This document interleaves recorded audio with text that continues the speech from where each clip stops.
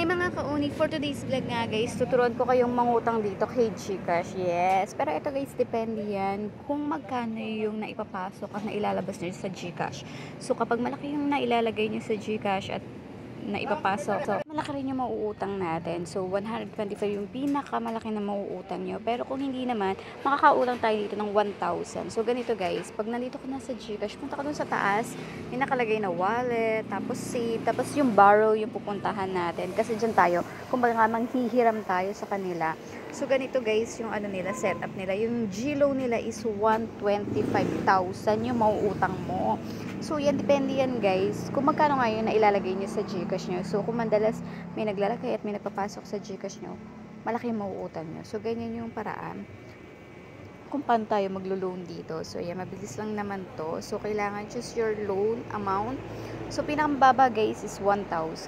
So ang payment nito guys ay 6 month mo siya babayaran. At meron siyang interest na 6.99%.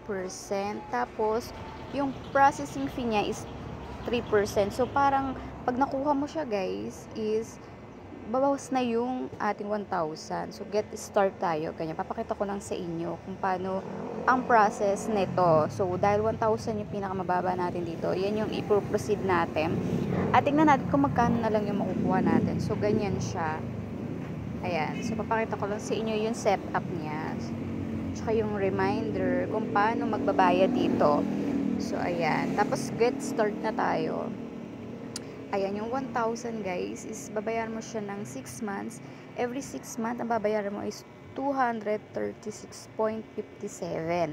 So, kapag yan ay nakuha mo na is 970 na lang. So, dahil nga meron ngang 3% yung ating processing fee is may 30 pesos na kaltas yan. So, yan na lang yung makukuha mo, 970. So, para lang naman to sa mga emergency. Kanyari, naubusan ka ng emergency fund, pwede ka manghiram dito kay GCash or mag-GCash loan ka. So, ganyan yung process kung paano mangutang dito. So, depende yan kung magkano nga yung nailalagay nyo dito sa GCash nyo.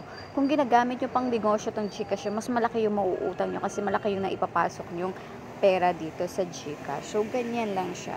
So, kapag okay na yan sa inyo, pwede nyo nang i-go at i-loan yan. So, yan, hindi naman ako maglo-loan. So, kaya pa napakita ko lang sa inyo. Hindi ko yan i-click kasi nga, hindi naman ako maglo-loan. Pero ganyan po yung process. Kumaga, 6 months nyo babayaran yung 1,000 na hiniram ninyo. Bawas na yan kasi meron siyang 3% na processing fee. So, kaya kung ako sa inyo guys, at kailangan mo ng emergency at kailangan mo mangutang. So, dito muna i-utang yan kay GCash. 6 months mo yan babayaran guys. So, hindi rin masakit sa bulsa, diba? Kasi nga 200 something yung every month mong babayaran. So, matagal na yun yung 6 months ha. Para rin na yan sa 5-6. Eh dito, legit pa kasi nga, safe yan kasi nga, kay GCash tayo nangutang. So, kung ako sa inyo guys, itry mo na yan. So, marami ka pa dito, maraming magagawa dito guys. Pwede ka mag-save. Ayan yung pwede ka rin dito mag-installment. So, depende kung ano yung G-Gives nyo. Ayan, meron silang 24 months, 12 months. Ayan, meron din ditong 1/4 na pwedeng ma-convenient app.